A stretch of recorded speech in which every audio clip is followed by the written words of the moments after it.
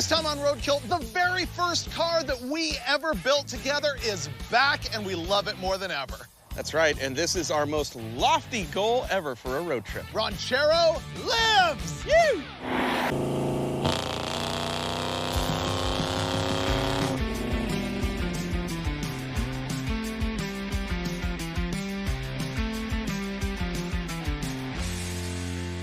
This is the first episode of season 12 of Roadkill, and this one is taking us all the way back. I feel really old now. I know, it's bad.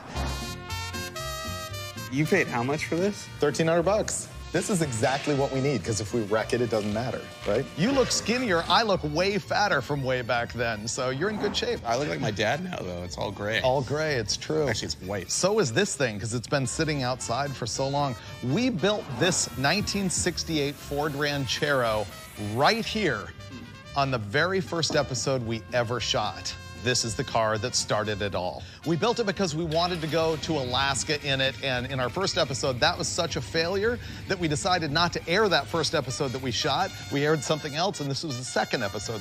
The history from there goes to 2 episodes where we actually drove this thing all the way on the Alcan Highway, clear to Alaska. After that, it was in a Subaru-sponsored episode where we blasted the thing around like a horse rink at a fairgrounds. And then it was in episodes 25 and 50 of the show. So that's 6 episodes overall, but it's been sitting about 7 years. This is the last of our cars that just sat outside and rotted. You remember we had the 363 in it when we went to Alaska, and now it's got a 302 in it. Last thing I have to point out about this car is the paint scheme. At the time we did the very first Roadkill, I was the editor of Hot Rod Magazine, Mike was on staff, and I built this to replicate the car that Hot Rod Magazine used to win class at the very first Mexican 1000, which became the Baja 1000. That's why it's all lettered up like this. In this episode, I think we gotta fix the steering. We have to make it run again. And you know where I'd like to go? Where? There's no guarantee this is gonna happen. I think we're never leaving the shop. But if we actually get out of here, say Wednesday-ish, okay, I wanna cannonball to Arizona and go to the stakeout. We were in the junkyard pulling out that 64 Galaxy that we ended up hating and getting rid of, but there was a bumper sticker on a car that said the stakeout. We're like, we gotta go there. But then we failed, and so now we have another Ford. I think we have to actually do it. We haven't driven this in like 8 years, and now you want to go again. I love this blocks. Plan. I love this 10 plan. blocks. All right, we're gonna try and make it run. Ooh, scongy. That was a brand new engine. It was. It's a 302. Wow. Huh. Wow, there's spider webs in the carburetor. Quick release battery, too. This thing's been sitting long enough. This could be bad. That's varnish. It's fine. That's a good sign. To put the fresh stuff on top. Okay. What if this just fires up? Yeah, I was like, why wouldn't it, right? I'd rather hit the road than wrench on it, honestly. Fuel, air, spark, and adventure. I really like this car. Maybe it's the nostalgia, but I don't know why we ignored it for 8 years. The power steering is not hooked up. Water pump is. I put water in it. It's got a battery. All right, we're gonna crank it and see what happens. I'm gonna go all out and like carb clean it. That's how you know it's day 1 of the episode. Good as new. Do we have to bleed it? The rear one's completely dry, but that doesn't mean we have to bleed it. That means we have to add. Just put extra in the front. Right. Fine. I'm sure that just leaked out over time. Gasolina. Remember when we couldn't make fire? It was so cold. Yeah.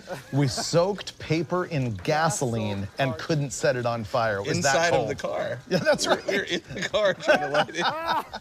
Oh my God. Give me a splash. There's a hole in the funnel. Great. I'm putting this in the carburetor. You got it. You got it. Run. Okay. There we go. That wasn't very much. It all leaked out on my hand. Whoa, I'm sitting in it. It's in park. Here comes cranking. Dead. Nothing. Let's see if there's a fuse or something. Because the wire going to the relay to trigger it is doing nothing. So I was using the digital multimeter to probe the wires, and a little known feature of the digital multimeter is if you just take the wire off and jump it from here to there, you could start the car. Whoa! See? Look at that. It runs. Hold on, we got a faulty fuel line dripping everywhere now. Okay. So it picked up gas, and now this fuel line is junk. Here we go.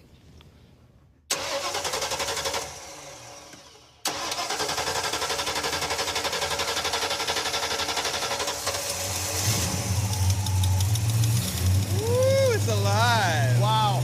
That sounds all right. Wow, that's pouring gas. Is it? It's bad. All junk, but we can fix that pretty easily. Man, it runs good. It sounded great. Yeah. Wow. All right, let's fix that. There's the dead one. I'm gonna throw this away. Thank you, HRG, for your hose. I appreciate it. Junk. Okay. Ready to start again? I believe is fixed. Go.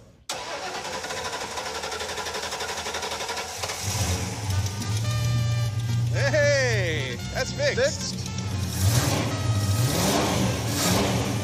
We're good. That runs quite good, like for us.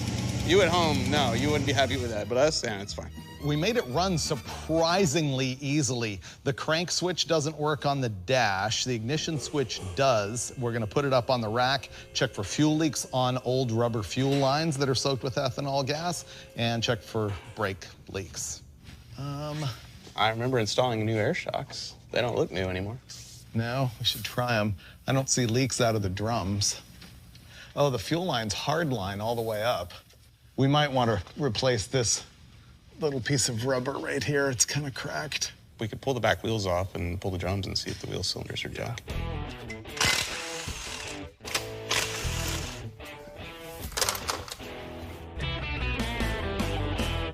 This one fuel hose is a little dry. I'm just gonna pull it off because what would the episode be if I didn't have gas in my armpit?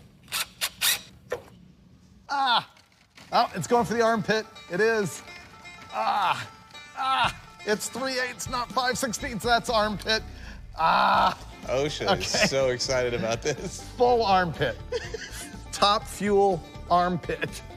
I don't know why that makes me so happy. Let me get you some hose. I'll be over here. Here, pull this off. I don't want to. I'm plugging it. Oh, okay. Pull it off. Got it. Okay. Ah! If you ever want to go EFI on this thing, you've got the hose for it now. So dumb. Ah. See, we both have our roles on this show. David drinks the gasoline with his armpits. I change the sway bar bushing.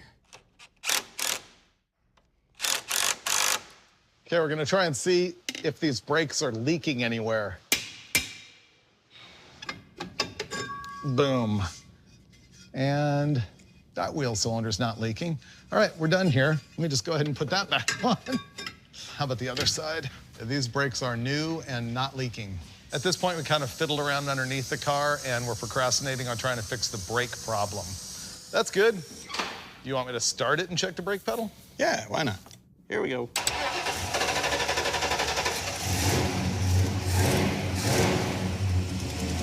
Sounds good. It goes straight to the floor and stays there. So, bleed it? Can attempt that, I guess. You're it. I'll work the pedal. Okay. That seems fair. Hydraulics. You're doing great.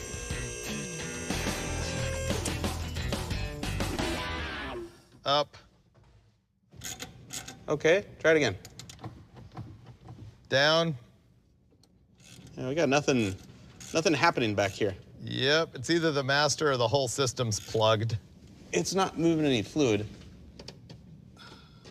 All right, Freiberger, go ahead and hit it.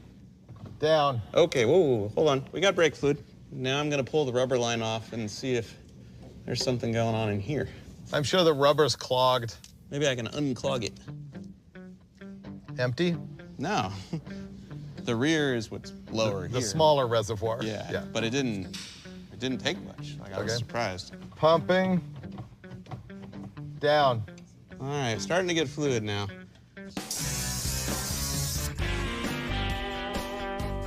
Coming down. You want to leave it there so you can do the tires? Yep. I can get down.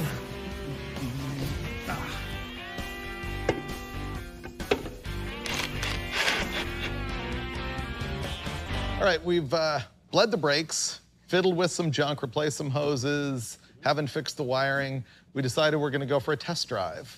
He's gonna have to fire it up from out here. I'm ready. Ignition.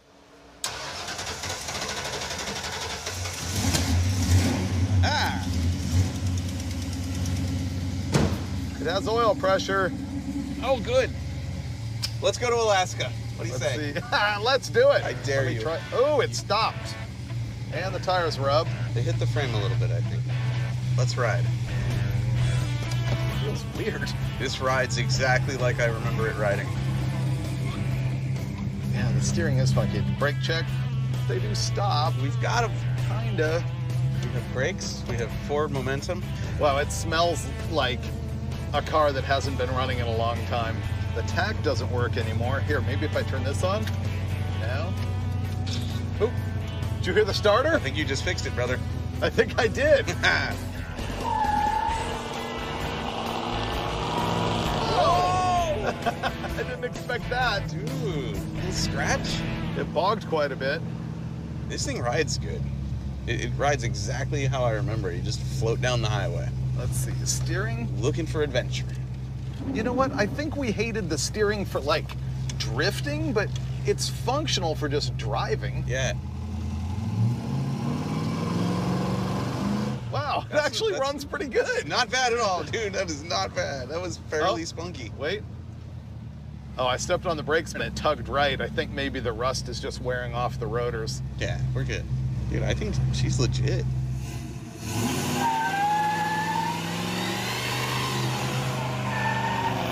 Yeah. Definitely legit. Oh, dude. This thing's mint. Yeah. I like this car a lot now. You can feel the secondaries open. They need to drop a little sooner. Raunchero's back, baby. Raunchero is back. Let's The go. Raunchero. Cue the music.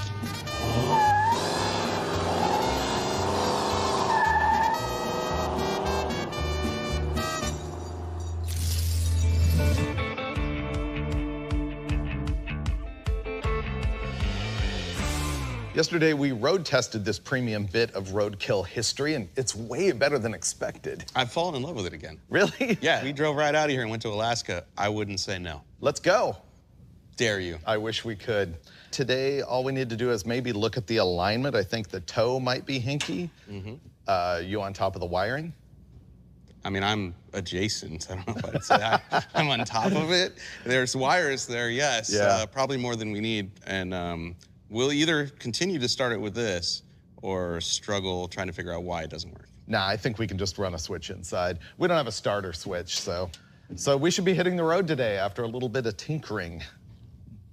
I'm happy with this. Okay. So I got just the very surface tension ring of the bubble on the inside. Let's check the other side. They're the same and good enough. We just checked camber, which is the tilt of the tires either like this or like this. Now we're gonna measure toe, which is the tilt of the tires in or out. You wanna have them about a 1/16 to an 1/8 inch closer at the front than they are at the back. I'm gonna hook it right on the edge of that groove right there. This is 59 and an 1/8. Okay. Okay. All right. What? You're hooked in a different place. Oh, yeah. Okay. I am. Wrong groove. Okay. All right, we're good. That is 59 and a 1/16. The alignment is flawless. Or good enough for us. It's tighter in the back and wider in the front, so they're towed out. Oh, you're right. Yeah, Sorry. we need to fix that. Disregard, perfect. Yeah, you're right. It needs to come in a little bit. Yeah.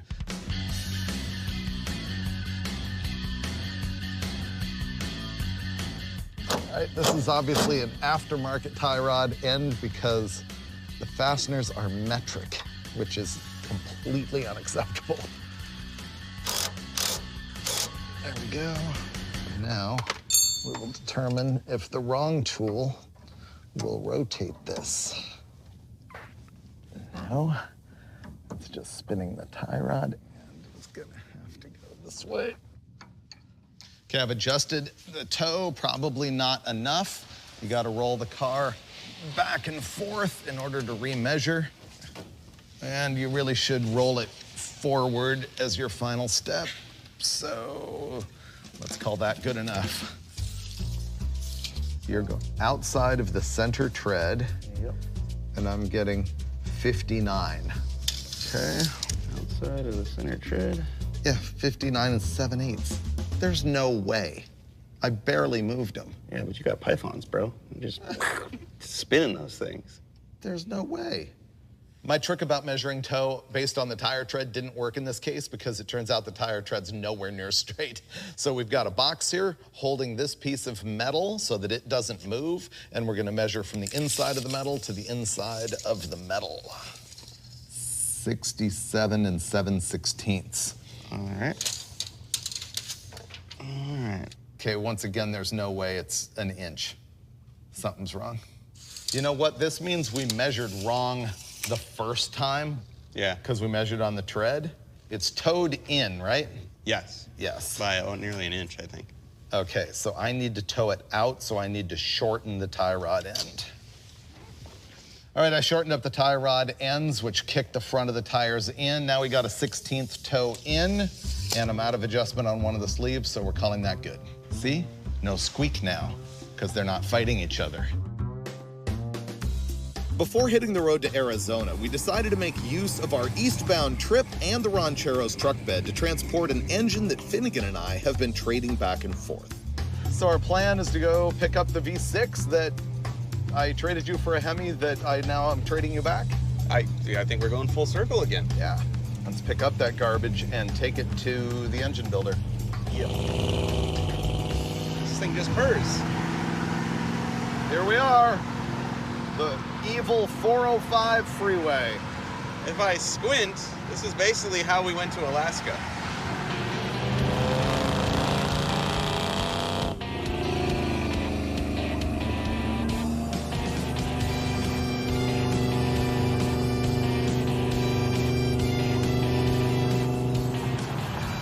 We're at 200 degrees.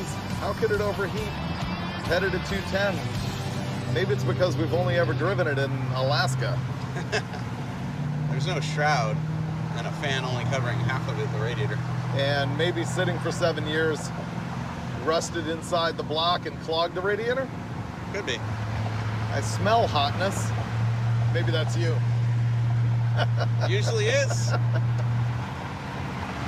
Seems to be getting cooler while moving. That's me too. I love this car now. I'm with you. Okay, car wash, yeah. First bath in like 8 years. I just wanted to spiff it up, especially the bed, because we're gonna be loading stuff in it. Wow, filthy.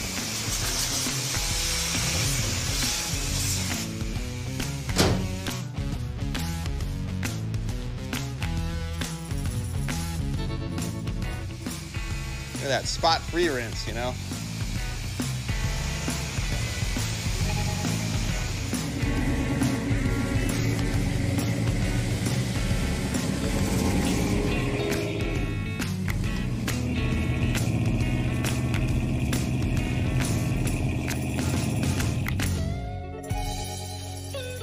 I've been here in so long. I know. It hasn't gotten any better since the time you helped me clean it out. Somewhere in here is an all-aluminum Busch Series Chevrolet Performance V6 that maybe one day I traded you for a Hemi. Right. So we're going to drag it out, load it in the Raunchero, drop it off at our engine builder shop, and then it will become Finnegan's once again. Only the block is here. We're going to have to go someplace else to get the heads and cam and crank and rods and all that stuff. That's it right there. Dude, it's so cute. Don't trip. Man, this is light. It's so tiny. It really is. I love it so much that I'm excited to put it back together. But wait, there's more. I bought this on eBay. Oh, I do not remember that. That's Rolex a Dominator. 23 degree for a Dominator. Wow. Yep. This is really good. Yeah, the box ram's over in storage, but that's what I was going to use because that's trick. Dude, that's cool. I know, I love it.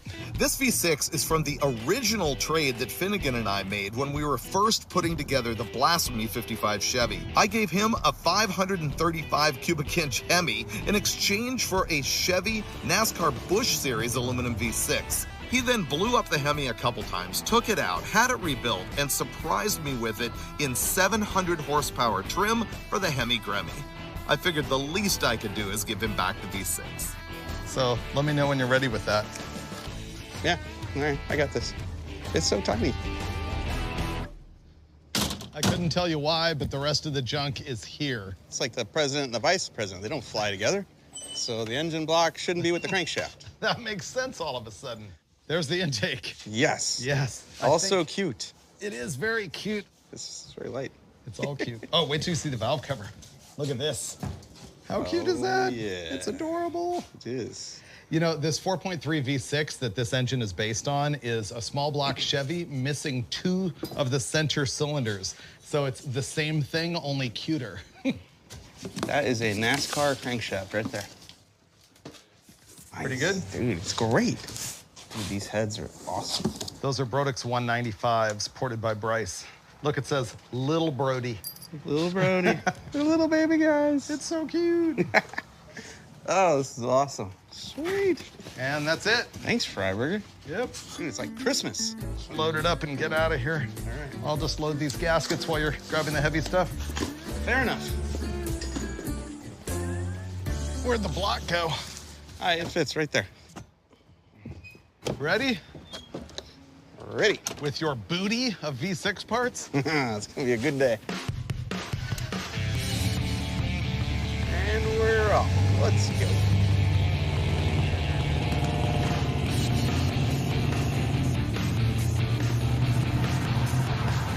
All right, finally here we go to Yuma to drop off the V6 in theory.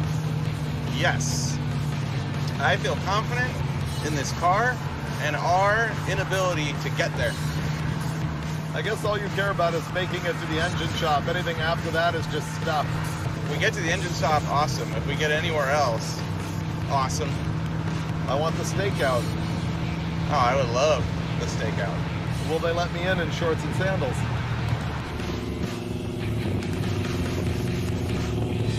I read up on the dinosaurs. What do you want to know? Other than the fact that they were in Pee-wee's Big Adventure, yeah, that's all I know about them. Lay it on me. Some guy who worked as a sculptor and painter at Knott's Berry Farm started building them, or one of them, out of used I-10 construction materials in 1964. That one was not completed until 1971. Ah, the Cabazon dinosaurs. The absolute pride of Cabazon, California. That's great. I like the Superman T-Rex. Oh, yeah. I'm not that into the pumpkin.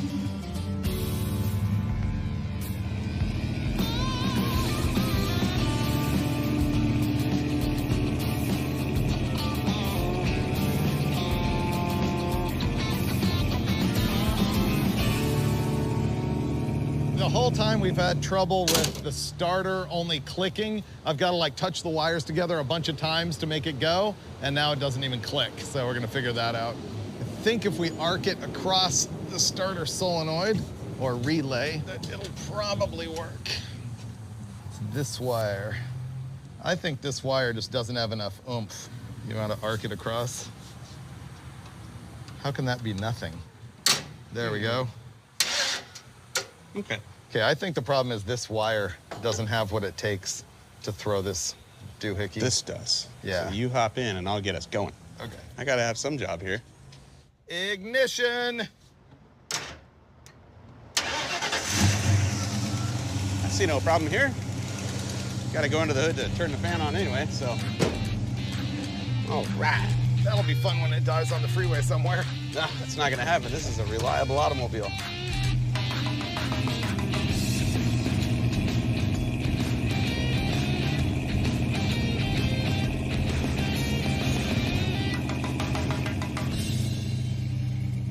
Here we are. That seems familiar. Salton City.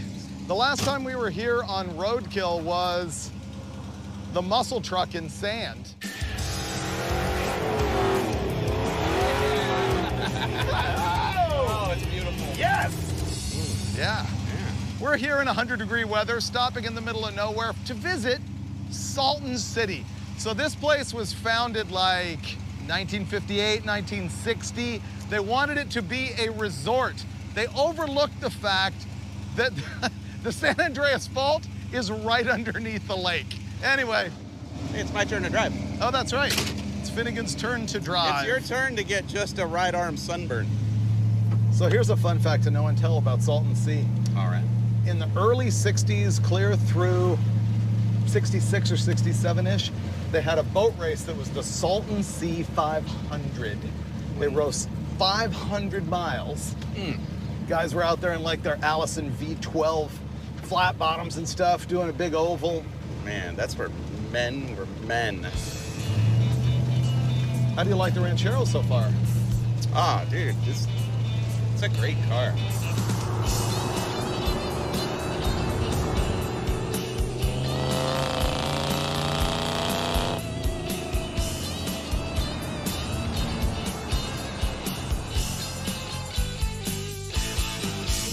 Yuma, Yuma, you're my kind of town.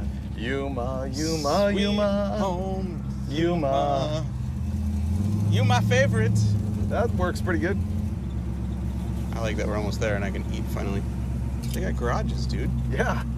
Swimming pool, movie stars, black gold.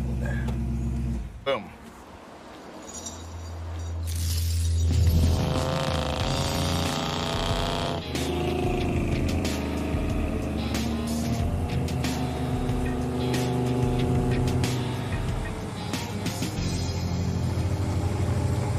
We're at Bostic Racing Engines in Yuma, Arizona. Hey, man. Hey, what's up? We made it. Yeah, long time no see. James is responsible for a whole lot of engines that you've seen on Engine Masters and also Roadkill. Today, we're here to drop off this V6. He's gonna machine it all up. My guess is you'll probably see this completed V6 on a future episode of Roadkill. There you go, headers you don't need. Heads, rods, block, gaskets. But Freiberger bought this. This is my favorite. Because every little motor Yeah. needs a Dominator on it, you know? Exactly. Check out the block. How cool is that? I haven't seen one of these things in probably 15 years. I've never seen it either, and it's been in my garage for 10 years. It's all new. We did a lot of them, and then all of a sudden, they came out with that LS deal, and then it was just These like were gone. gone. Before we leave, can I get a tour of the shop? Sure. Yeah, why not? Okay, so yeah, usually everything comes back here, gets unloaded, cleaned up, run through the washer, we mag check all the iron, heads, blocks, stuff like that. Just inspect everything, see what's good, what's not. So what we'll do is we'll go, and here goes to the surfacer. Oh, all right. And what we do here, we use a deck true fixture and centers, or goes off the main center line, but also you level off of the fixture. So before you ever get to this point, have you already measured the stroke of the crank, the length of the rod, the pin height of the piston? Yes. And so you know, before it goes to the machine and you're setting the deck height of where it's gonna end up. Yeah, so we'll do that, figure out what your deck height for zero should be, and then decide if we want zero deck, if we want them 5 out, if we want them 5 in, depending on application. And then we can come in, measure, and actually cut it within a thousandths of our target. Okay. So this is the last stop in the assembly line of putting an engine together. This is the clean room, the engine assembly room. This is where you would be after all the measuring, all the machining's done. This is, you're gonna slam it together. Like that's a big block Chevy going together. Small block? Yep. LS. So these 3 things are all gonna get assembled by you and then dyno tested and then go into cars, trucks, boats, You do it all. Pretty much, yeah. Yeah. How long would it take you to go through this whole process where it's back in the room ready to assemble? And what I'm asking you here is how quick can you get my motor done? It'd probably be a couple days. Okay. Everybody at home, Bostic Racing Engines, Yuma, Arizona. That's where you go to get your entire engine rebuilt in just 2 days. Good luck to you, sir. I appreciate it. I won't be calling. I'll just come back in 2 days. I didn't say which 2 days, and they're not in a row. It worked. All right.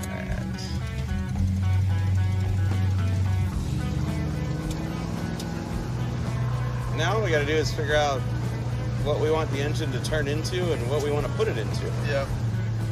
I wonder how fast it would push a lightweight C2 Corvette drag car. Put a turbo on it, it'll do whatever you want it to do. Question is, will it live? Yeah, like, will that block move around at 1,500 horsepower? It's gonna shake hard. There's that. It's 272 cubic inches, not that different from a 4.6 liter Ford. Just like with a 2JZ or with a Honda 4-cylinder, displacement isn't the limitation. Airflow. Airflow and RPM. and surviving. Yeah.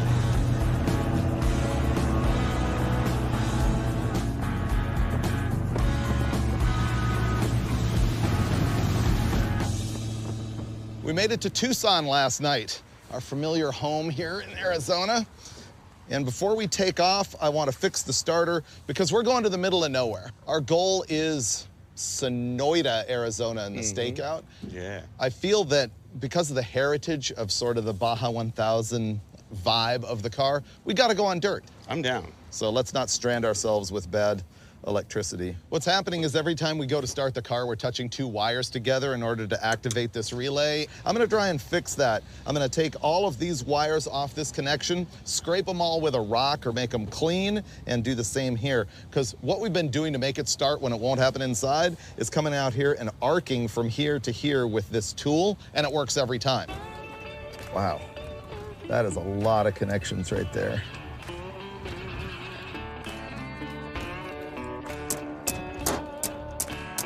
Okay, I got all these clean. Now Mike's fixing the trigger wire, which is probably the real problem here. Let's try it. Ready? Yep. Here we go. Declare this car fixed. Let's go off-roading. Allow me to start our vehicle from inside the car.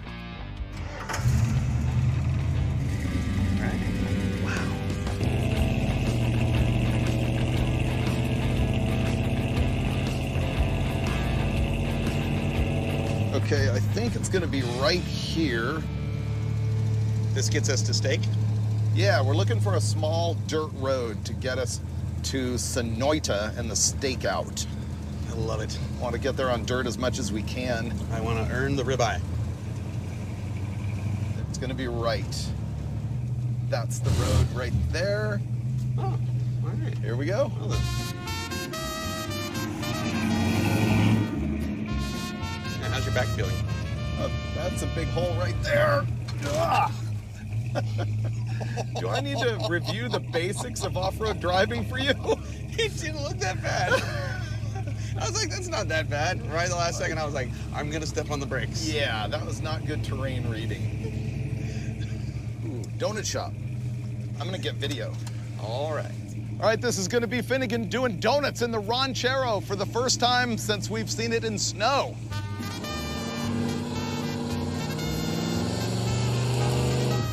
It'd be so much better if this thing wasn't a one-legger. Oh, there's a tree there.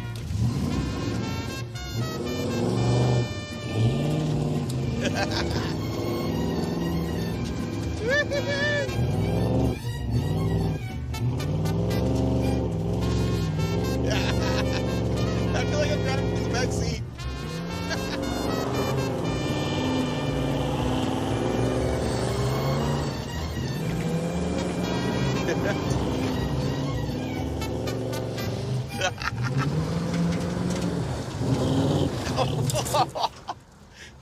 Uh-oh. I may have to go start it for him. Remember the whole field repair this morning in the hotel parking lot? That didn't work. You might have a little bit of weeds in the tire bead. It was really fun. Battery's good. Oh, good.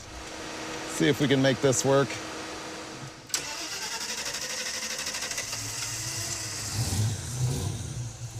We're back.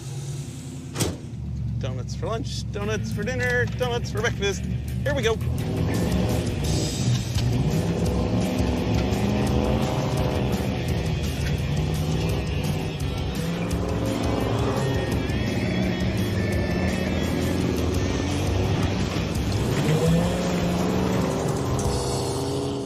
All right, we're gonna get out of here before he breaks it. All right, let's get out of here. Ooh, jungle. I like where this is going. Jungle's rough, though. Ooh, I don't know about The this. jungle's very rough. This is sketchy. That is all mud, dude. Give it a shot. You got this. Yeah, no problem.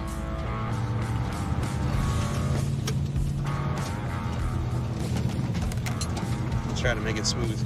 There we go. And I see strip. Ooh, be careful of that big log.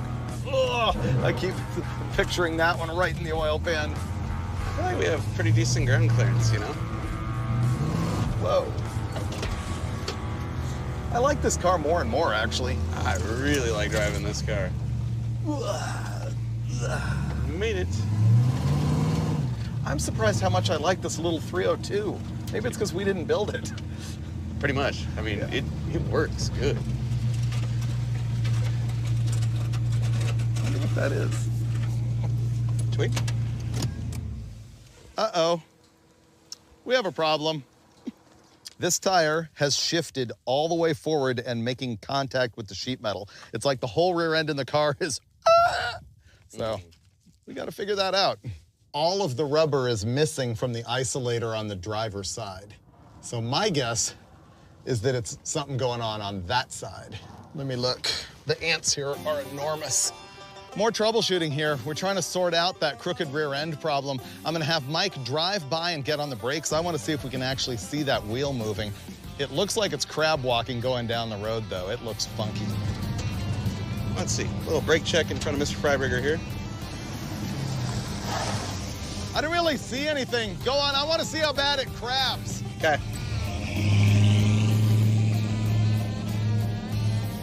It's crabbing pretty bad. From the back, you can see that the body is like, you know, running sideways like a puppy dog. There's still a chance it's been this way since day one when we drove it all the way to Alaska. I just don't know. I think I might have just noticed because there's so much mud on the tire that it was rubbing that leading edge of the wheel opening. No, that could be the steering. Yeah, doesn't it look funky? It pulls to the right really bad, but... It looks funny. All right, so it is crooked then. Yeah. Okay. Yeah, we're gonna try and drive back to town, get a jack and some jack stands and park it on some level ground and really troubleshoot it. It looks really, really funny. When you got on the brakes though, it didn't look like the rear end shifted at all. I'm just gonna have to work a little harder for this steak. No big deal. This car hadn't moved in like 8 years, and look at what we've done. Look how far we've gotten. We've Uber parts to an engine builder. We've driven hundreds of miles. Cruised 80 on the highway. Yeah. And, you know, a little mishap in the dirt. I blame myself. Alrighty, check this out. We drove all the way over here. We got the tools that we needed. We parked on some nice, smooth, flat concrete here. But then, through the power of the Motor Trend Plus app, I went and found the episode in season 2 when we drove this thing all the way to Alaska, and they had this shot right here that clearly reveals that that tire has always been off center in the wheel well. The reason I noticed it is it was rubbing mud off of it. I think what we need to worry about though is why this thing's now pulling hard to the right. Yeah, I think we've knocked her out of alignment. The thing is now, if you look at the car directly from the front, you can see that this tire is and also so it's junk. Remember when we were back in the shop and I was setting toe on the tires? Well, that's the problem that we've got here. This one's towed way out because this tie rod is bent. And I'm gonna climb underneath and loosen it up again and adjust that again. Okay, rotating this thing. You know what this means is the Raunchero has crabbed down the road ever since we've had it. We never noticed it. There's no jack stands under the car, but there's a brand new set of Duralast jack stands sitting in that box right there. All right, let's drop that and see if we like it. Okay, and we have a brand new Duralast jack. I think I got it. I nailed it by eyeball. I'm gonna have Finnegan drive this thing around the parking lot and tell me if it's good, and when it is, I'll lock it down and we'll be out of here.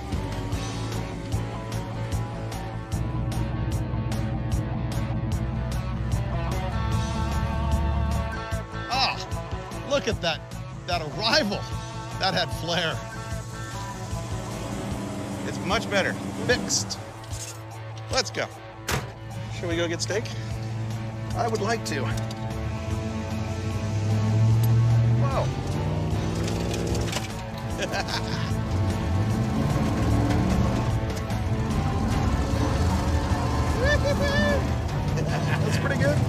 I like it.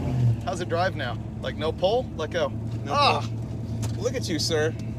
just the master technician. You're an expert in your field. You break it, I fix it. We make a team. Everything's going so well. Don't jinx it. We're gonna make it. This thing's back to cruising perfectly. Yep. How's it going? Dude, it's like butter. Wow. A little bit of pull, but That's a crown road, it's fine. yeah, it sounds good, it looks good, it feels good. We're gonna make it. In 1967, Ack Miller and Ray Brock actually won their class at Baja with one of these, and you broke it doing donuts. You're hard on equipment. They didn't go to Alaska first. That's it. Just saying. That's the key. All right, coming up next, the stakeout.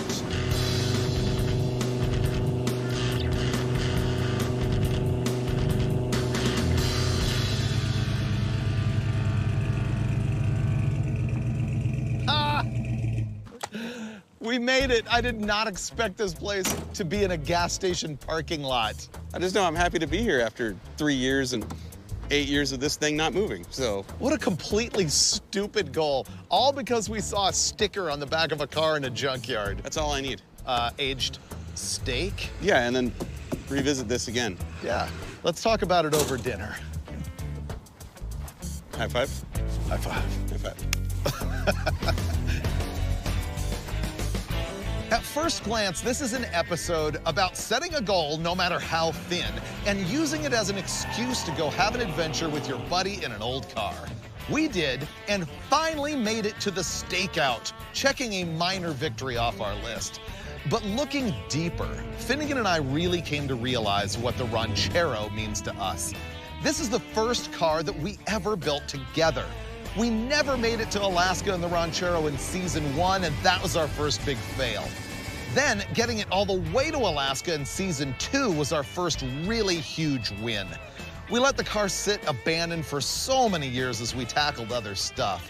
And simply reviving it for this episode brought back so many memories over the past 11 seasons. And now, we love the Raunchero more than ever. What a great way to kick off season 12 of the show that's really just about our lives. It's the show that we call Roadkill.